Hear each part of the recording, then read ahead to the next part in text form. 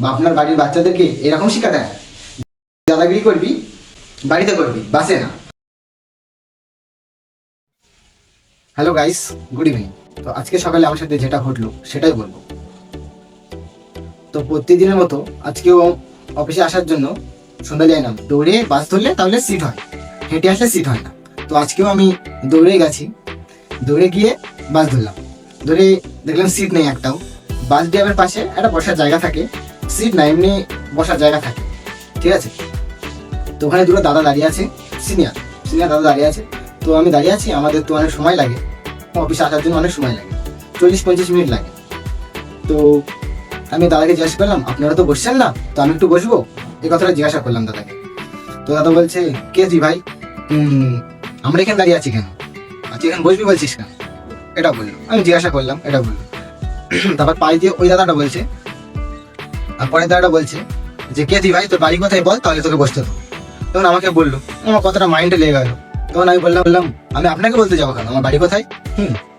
যে বললাম, তারপরে তারপরে বললো, ওরকম কথা বললো বলে আমি তাকে বললাম, আপনাকে জিজ্ঞাসা করে ভুল করেছি, তো আপনি তো ভালোভাবে বলতে পারতেন যে এখানে বসা যাবে না, জায়গাটা খারাপ আছে, ভাঙা ছিল, আমি তো জানতাম না, উঠলাম, আমি তো জানতাম না যে ভাঙা ছিল, ঠিক আছে।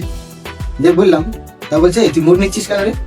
পাশের লোকটা আমাকে বলছে, এই তুই মুড নিচ্ছিস কেন রে, বলে আমাকে বুকে হাত দিয়ে ধাক্কা দিয়ে সরিয়ে দিল। যে আমাকে সরিয়ে দিল, ধাক্কা মারলো।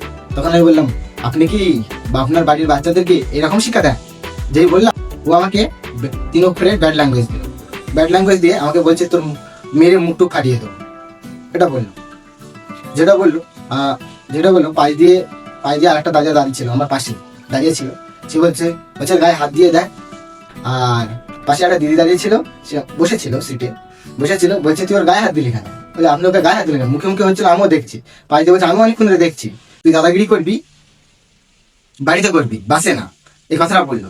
তখন তো বললো, তারপর ওই যে আমাকে ওই কথাটা বললো, ধাক্কা দিল, সে চুপ হয়ে গেছে, ঠিক আছে। তো আমি অসংখ্য ধন্যবাদ জানাই দাদা ও দিদিকে। ওরা না থাকলে হয়তো গায়ে হাত তুলতেও পারতো, আর হাত তুললে আমি কি ছেড়ে দিতাম। বড় বলে রেসপেক্ট করছিলাম, রেসপেক্টের সাথেই কথা বলছিলাম। তো যারা আপনারা আছেন, আপনারা চেষ্টা করবেন, যারা জুনিয়র আছে তাদের সাথে ভালোভাবে কথা বলা, ভালো আর খারাপ ভুল করলে বোঝানো। আর আপনারা যদি এমন করে ছোটদের সাথে এরকম বিহেভিয়ার করেন, তো আমরা পরের জেনারেশনকে কি শিক্ষা দেবো বা কি শেখাবো, যে গায়ে হাত তুলতে, এটা তো না। আর আমাদেরকে বোঝাবেন, ঠিক আছে। তো ভিডিওটা শেয়ার করবেন যদি ভালো লেগে থাকে। তো দেখা হচ্ছে নেক্সট কোনো ভিডিওতে।